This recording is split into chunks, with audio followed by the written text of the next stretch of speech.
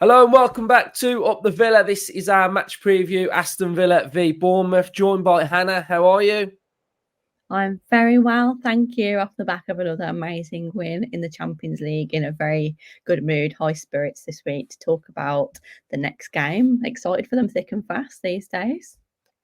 Yep, so the viewers watching, you've got one job here now. If you are buzzing about Aston Villa and how well we're doing, you've got to make sure you're hitting the like button, subscribe to the channel if you're new, and get involved in everything that we discuss on this episode. So we're going to kick it off and start talking about Villa to start with, and then we'll, as the episode goes on, we'll touch on Bournemouth as well. So Hannah, Champions League night, another one, another victory, another clean sheet.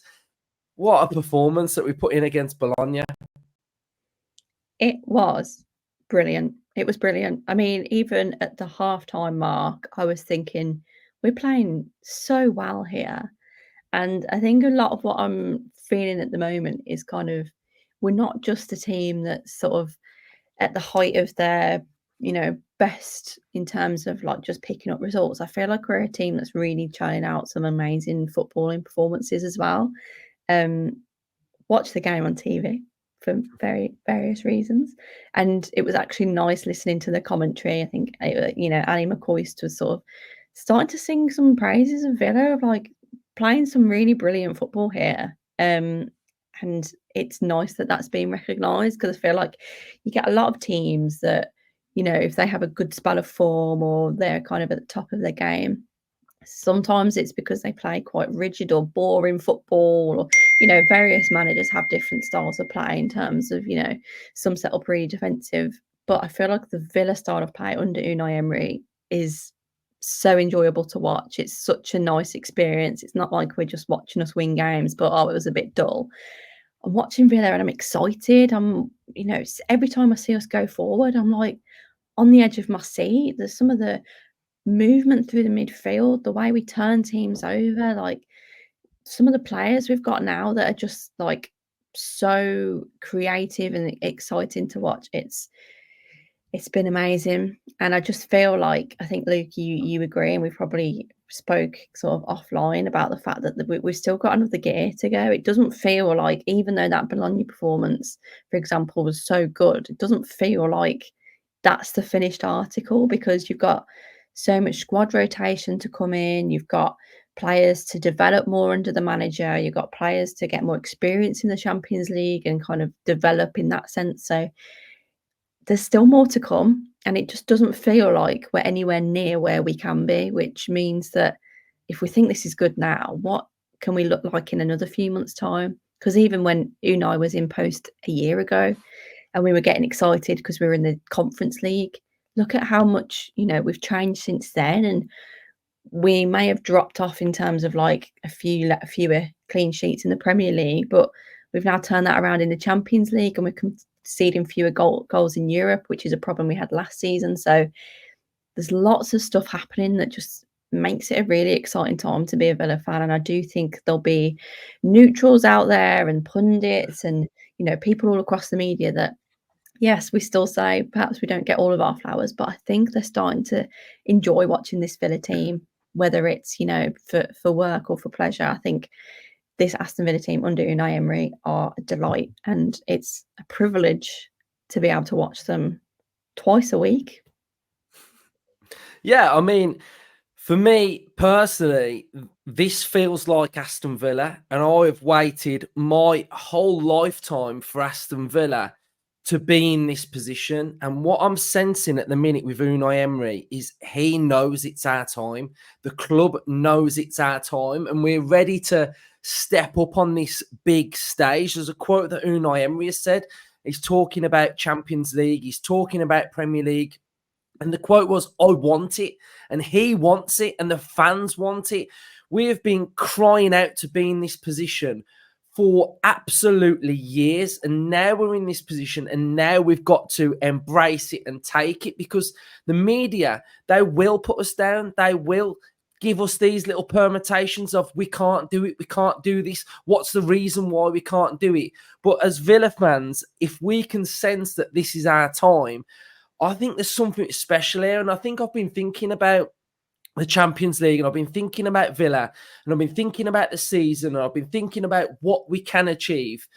And I've come to the conclusion that we can achieve anything that we want to achieve this season. We can go as far as we want in the Champions League. We can go as far as we want in the Premier League, because we have worked so hard to be in this position. We've grafted getting into the Premier League. We've grafted in the Conference League to be in this position with this manager. And I really do believe that Unai Emery senses what's about to happen at Aston Villa. And I think deep down, he knows we can do it, because last year you would get from Unai Emery, wait till game week 34, wait till we are. There's, at the start of the season, he was going, there's 7 other teams in it now. And I've sensed a change in Emery this season. And viewers of the channel will know what I'm talking about, because I've said it a few times. There's something different in his eyes. It's like he's tunnel visioned, and it's like he's hypnotized everybody to be where we are. And he's managed to get the players aligned with his hard-working thinking and mentality. And everybody now is just fully focused in one direction. And I think we can achieve anything. I really do.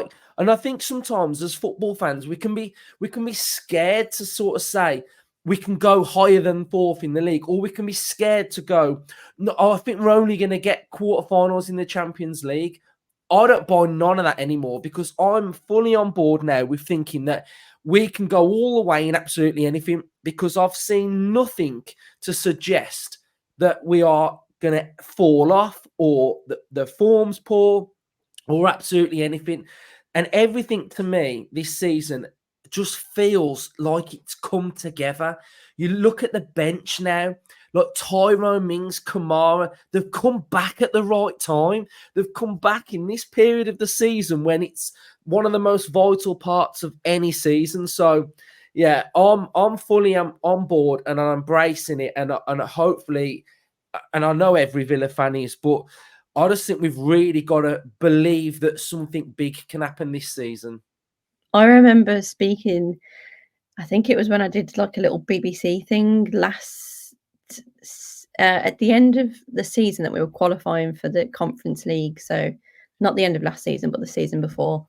And at that point, obviously, we hadn't even had a full season with Unai Emery. And a lot of the pundits and whatever were all saying, it's a new manager bounce. And if you qualify for Europe, are you really ready? And, are you dreaming too big that you're going to qualify for Europe? Because at that point we were sort of toying with Brighton, I think it was, and maybe even Spurs. So we were kind of facing a lot of that questioning at the time of, are you dreaming too big? And I just remember saying, and I stand by it now, and I've always said it, that football is about this excitement, about getting carried away, getting caught up in the fact that you love your team and that you think you can win anything. Like, who's going to tell me that I can't win the Champions League? Like, it's going to sound so silly to 19 other clubs in the Premier League, but I don't care. Like, if I can't, and we can't as football fans get so excited about the fact that we're playing amazing football, we've got an amazing manager, we've got a brilliant squad, we've got stadium that is pretty much selling out, we've got, constant improvement on and off the field. Why can we not dream now? Well, who's to say that we can't? And I feel like that spirit and that momentum amongst fans is another driving force for us to get better on and off the pitch. Like, it's only gonna be positive. So anyone that thinks that they should, temper their expectations or think, oh no, let's not get our hopes up. It's not even the end of game week 3 yet in the Champions League. We're not going to be top by the end. Like, just enjoy it. Just sit back, have a little drink, a cup of tea or wine, whatever floats your boat, and just revel in it, because we might not experience this again, or we might look back at this in 5 seasons' time and think that was the first season that we really sort of grabbed it by the whatever you want to call it, and it will be a great memory. So that's my motivational, just enjoy it speech, because I think that's what it's all about, really. Yeah, and I think I think we've been schooled to be in this position now. Like, it's not like we're that sort of rising up and comer that's like, oh, but it's not going to last forever. But it's going to last a long time, because we're showing that in Premier League we're at around about 2 points a game this season. We've progressed from the season before. We've had different experiences. And my main point of my little, I don't know what it was that I just went off on one, is Monologue. that we can look at managers in the Premier League, and we can look at moments, and we can look at patterns that can happen, and we can look at Alex Ferguson, we can look at Jurgen Klopp, we can look at Pep Guardiola. We are going through the cycle now of something that Liverpool went through, where you're achieving success with a manager that you are fully on board with, that you are believing in, and you're going on this mad journey to eventually get somewhere that I didn't think was possibly ever possible in my lifetime. And I just wanted to say the bit that I said earlier, to just make sure that sort of I affirmed what I believe, that within Unai Emery, anything is possible. And he told us, and I've still got his quote on my desk, and it's in front of me every single day, that there are no limits to our dreams. And he said that last season when we was in the Conference League, and he enabled us to get Champions League. Now, that was a dream to me.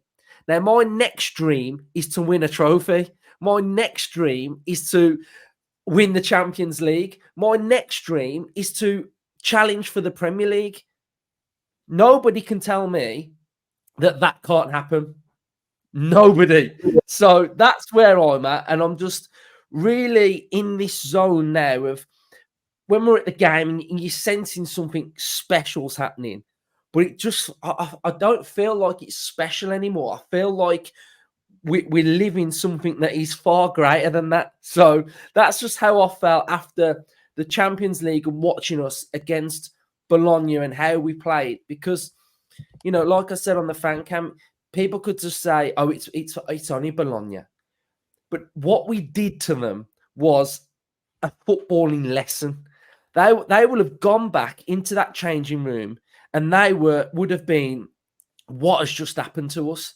Because what you noticed in that game was when we would pop it off, and towards the end of the game, I've never seen a team that has played against Aston Villa do this, but towards the end of the game, they were waiting for the whistle to finish with about 10 minutes to go. I could see that they just weren't tracking runners. All of them were looking around thinking, what's happening in here? Because they didn't know what to do. They didn't know whether to press. When they went in for a challenge, they were getting nowhere near the challenge. 1-2 passing, boom, and they were turning round, and there was like 4 Villa players running on their goal, and their whole midfield is just like looking around thinking, where have they gone? So that footballing lesson that I saw was one of the performances under Emery that has, in my mind, just made me think this team is absolutely incredible. So have you sensed anything different this season in Emery, or is it just me? Maybe a little bit like what you point out about sort of like the wording he uses. I think interestingly, like I'm normally at Villa Park for every game, so being able to sort of be at home to watch like the pre and post match interviews was quite interesting for the Bologna game, because before the game, and if anyone else was watching the TV coverage, let me know if you noticed this. What you on there talking? No, the way he spoke to the TNT interviewer before the game was really interesting because he was so upbeat. You don't see Unai Emery get too high or too low, but before the game, he came out and he was animated. He was like energetic, and the way he spoke quicker. Normally, he speaks quite like considered and slow. He was like bouncing, and you don't normally see that. And it was almost like he'd like just been in the changing room and he was like psyched up because he'd been speaking to the players.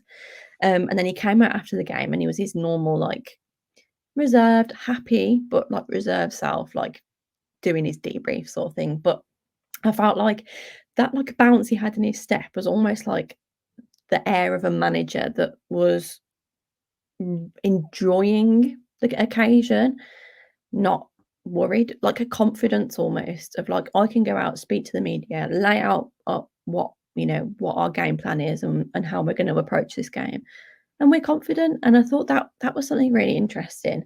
And I think in general, like your point around, does it feel a bit different this year? Like, is there something different in Emery? I almost feel like now we had the period of him coming in and like the highs of last season and obviously some lows, like getting knocked out of the Conference League, but for the most part, consistency. And I feel like this season, that consistency has now become a winning culture. Or like even if you want to take it a step lower, saying like a not losing culture. And that for me is like something completely different to when he first came in and we were like super, super high and it was just like a total buzz constantly because, oh my God, we're winning games, not used to this. Whereas now, we spoke about it before, you go into a game, you're thinking, we can beat these. You're thinking, we can beat any team on any day. We beat Bayern Munich very sort of like, not easily, but like comfortably. It was like a good performance. So you look at that and you think, right, well, we're competing at the very top. We've got 3 wins out of 3. We've not conceded a goal. We're consistently staying in the top 4 of the Premier League. We're not really like doing that thing anymore of like, oh, well, Chelsea and Spurs and Newcastle, they're like 2 points behind. So we've got to win that next game. I feel like the culture has changed. We're not constantly looking over our shoulder. It's like blinkers are on. We're focused on Villa. Who are we playing? How are we beating them? That culture shift is something that I think has sort of been building over that year and a half that we had Emery before this season. I think that was building, and we're at that point now where that's settled in. And I think that means that the atmosphere is different because there's that different kind of energy of like, we're a big club, we're winning games, come at us. But also there's that extra layer of expectation, like when things are not as so good, or we're conceding a goal or a player has a bit of a stinker, expectations are higher now than they've ever been. And we've heard Villa players say before, especially John McGinn, about what a demanding fan base we are and how difficult it can be to play at Villa Park. So to an extent, that's almost elevated because our expectations now in this winning culture are the best, this excellence. So I feel like this whole thing has sort of been brewing and we're at that point now. And again, like I said earlier, I think that's only a good thing if the fans are driving that energy and directing that positively towards the club. I think it's only going to make us be better. So yeah, I do think there is a change. But obviously it's a product of us being good, which ultimately shows that we're on the right direction. Yeah, and finally on Emery, because I did watch his post-match interview, and what I took away from that was he looked a bit excited, and not excited because we've won, but I felt like he was really happy with the performance, and he not only the performance but the level. Now Unai Emery knows the level. He knows the level that this team have got to get to challenge in the Champions League. So he knows what level is at stake when we go into the knockouts. Where do we have to be? And are we capable of winning knockout games in the Champions League? And I think he now knows that we are ready to do that.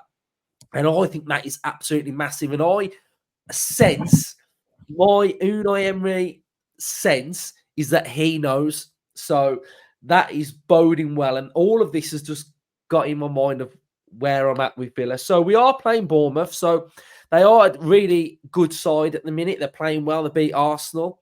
Tactically, they are very, very good. The thumbnail is Unai and IRAOLA. It is the Battle of BASQUE, both from BASQUE. Emery v IRAOLA.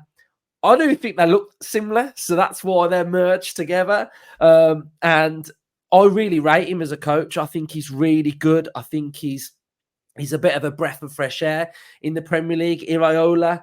And what I see from him and what I see from his team and how they're evolving. It's really exciting to see. So I'm going to run through how they play briefly and what to watch out for, and then we'll get your thoughts on Bournemouth as well, Hannah. So here we have the Bournemouth team that played against Arsenal, and if everybody's fit, this would be the lineup that's going to play against Aston Villa. And they do play a little bit like Aston Villa. So what we can expect to see is Kirkes, the left back, bombing on and actively acting as a winger.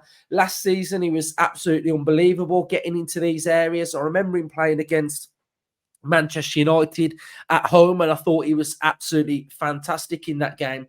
So the left back will go forward and offer the width, similar to what we do as well sometimes, whether we go with the right back tucking in or the right back going forward. We will see Senesi, Zabrani and Smith tucking inside as well. So Smith will move across. They'll play with the two in the centre of Cook and Scott, and then they will have that front five with Kirkes going in. So it could be a 3-2-5, or if you want to look at it with Kirkes' average positions, somewhere around there, it'll be a 3-3-4. What we can expect with their front line is Semenyo will be going in and drifting into those areas. Semenyo can also play on that right-hand side as well. Semenyo is a really good player, someone that's really been impressing me. Otario will be going inside as well, but he'll be acting as a winger. Sometimes the right back can go forward as well. Tavernier will be acting as that number 10, but can go in the middle, and he'll be helping out in those areas as well. And Ivan Ilson, their new striker, is more of a target player, a little bit different to Solanke. So that, in essence, is what we can expect Bournemouth to look like. Hannah, have you seen much of Bournemouth? What's your vibe on Bournemouth? How are you feeling ahead of this game?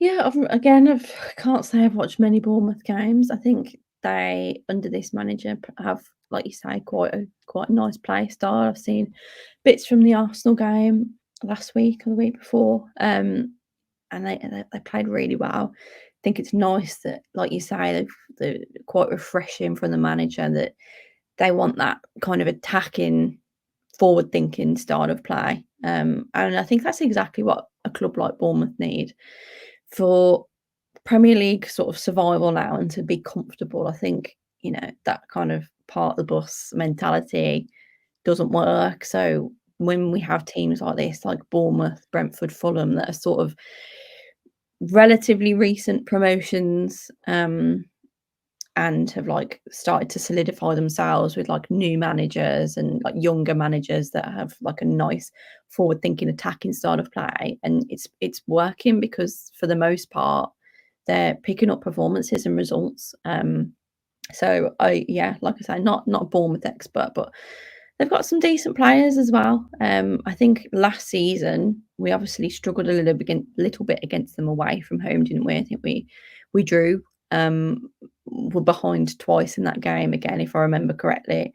But at home, in the springtime, we obviously pulled off a bit of a better performance and got the win. So I would expect that they'll want to go toe to toe with Villa. They'll see it as an excellent challenge. They'll be absolutely full packed with confidence because they've just beaten Arsenal, an Arsenal team that aren't easy to score against. Obviously they got that red card, which I think played into Bournemouth's hands a little bit, but knowing that they could get 2 goals and beat a team that is defensively very sound, they'll look at Villa and I'm sure they'll see it as another excellent challenge. Obviously, we've got the favourable position of being at home, so that means they may set up a little bit differently. But I think, they're a good little team, and with a smaller club, tiny little stadium, but they're punching above a lot of a lot of other sort of mainstay Premier League teams at the minute. So fair play to them, and looking forward to seeing what they offer on Saturday. From a Villa point of view, then I'm gonna let you take control of this. Then, Oh dear. so Hannah's gonna be responsible for picking the Villa lineup. Then, so obviously in goal, Martinez. Okay. Yeah. Left back. He's got a decision now. He does have a decision. Making this very clear, was not briefed on this part of the episode. So No, do you know what? I think, you've said it, Luke, we've all said it. Luca Dean this season has been excellent. He's been fab. I think when we signed him, it was kind of one of those Gerrard signings, wasn't it? It was a bit like, oh, is he, not really like the right fit or the right type of player to the kind of types of players we wanted to sign, basically. But he's kind of gone from strength to strength. I think in one of our season previews, at some point, I said he was going to be our player of the season, and at the minute, he's quite close. Like, I think he's been so consistent. It's almost a shame for Maatsen because we signed him thinking, oh yeah, Maatsen will probably come in and be first choice, Champions League team of the season, young, a little bit more sort of in line with the type of player you thought Unai Emery would go with. But Luca Dean, like, you can't really drop him. But I do think, like, we have had again a shift of mentality in terms of, like, we're not dropping players anymore, are we? So it's No. rotation. I think Maatsen had a really good performance against Bologna, but Luca Dean, I think, probably comes back in for this game. We've got another cup game in the week next week, so Maatsen, I have no doubt, will come in for that. So I'd stick with Luca Dean. Pau, I would like to have Konza back in the centre-back partnership. I like Konza in that position. That's where he's best. That's where he's most comfortable. It's where he enjoys playing. I'd keep him there. So then I'd pop Cash back in the right back position. Okay, yeah. I'd agree with absolutely everything that you've said so far. I have put the two up top because I don't see there being any Yeah, they don't rotation there. change. Midfield, Emery said after the game that Onana was tactical, but he did feel something. Yeah. Yeah. So I guess we don't 100% know the state of play with Onana at the minute. I think he's sort of been fiddling with this hamstring tweak a little bit, hasn't he? So I think if he's fit, he plays, but Yes, agree. equally, he may not be fit. So in hindsight, we may change this. Tielemans is a Rolls Royce of a footballer. I love him. I think he's excellent. I think that when Douglas Luiz left, I was heartbroken. Because let's be honest, he was an excellent player. But the way Tielemans has sort of like stepped up and sort of just grabbed that midfield and made it his own, like, he is just class. He's silky. He gets it. He's just such a underrated midfielder, like, I think across Europe. And I hope he really feels loved at Villa and we keep him because, again, he was on a free, wasn't he? It's ridiculous. So yeah, anyway, before I go off and just cry about The how other thing that I'll mention is that Aston Villa quite possibly could have our strongest 11 out, and within the football universe, it's classed as the most underrated 11 going. Because Luca Dean is one of the best left backs in the Premier League that nobody talks about. yeah, Pau Torres and Konsa are as well. Yuri Tielemans is having standout performances every week. I watched the Liverpool-Chelsea game, and the loving that Curtis Jones got after that game, I was like, mate, Tielemans is doing that every single week. And then you've got no one rates Watkins. People have woke up to Rodgers a little bit. yeah. McGinn's underrated. Ramsey's underrated. Everyone's underrated. People still underrate our manager. So I reckon we might as well be called Underrated FC at some point. But yeah, that's just where I'm at a bit. I just look at all these players and I'm like, no one ever talks about Luca Dean, ever. And I'm like, it's weird. But even think back to, like, if you think Konza, McGinn, Ramsey, Tielemans, Cash, even, like, players that we've either had for a long time or have come in for cheap. If you add up, I'd say the bulk of our squad, like 5 or 6 of our 11, are like bargains, like, all we've got for free for, like, the value for money. Think about Isri Konza. Like, wasn't he like 12.5 million or something Yeah, stupid? something like that. Yeah. It's just like the price of our squad. People say, "Oh, Aston Villa has spent hundreds of millions to get to this point." Okay, look at the value of most of our best players. Like, we've grinded them into the shape that they are now. So yeah, we are massively underrated, and I'll say that with full chest and heart. So the two either side then, probably, well, the right side, I think it might be obvious, but he could do something a bit different. But what are you going with? Yeah, I don't know, because I think I'm feeling a bit sorry for Bailey at the minute. Now, whether that's warranted sympathy, I don't know. I just feel like you can see that he's really tried, but it's just not clicked, does it, this season? It's obviously he's got a goal or two, I think, in the Champions League, but in the Premier League, it's just not quite clicking. But equally, I think like the pace of Bailey is something that we can't really replace elsewhere. So I'd probably still stick with Bailey. Bailey, yeah. Um, yeah. And then the other side, you're going Ramsey or McGinn. Uh, I can't count. We've got 5, 8, We've 10. got one more on the left. Do you know what then? Do you know what then? I'm gonna go with I might I don't know. I'm tempted to actually put McGinn on the right and put Ramsey on the left. Yeah. So this was my other option. Would be Ramsey on the left and then McGinn on the right. I Which think I that know is the sometimes yeah, I don't always know that he works on the right, so I think there's potential for him and Ramsey to swap, or if it's not yeah. working, then you'd bring Bailey on. But I do think it's just not quite clicking for Bailey, whereas McGinn captain, like, he's gonna play and he's a workhorse. And I think this type of game could suit Ramsey.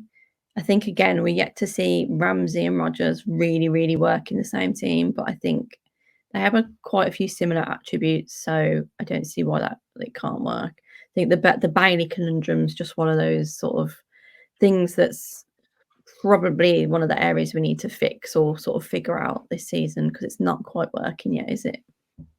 No, but he is showing a lot of faith in him still, even though Yeah. he's out of form, because Jaden's out for this game because with his suspension.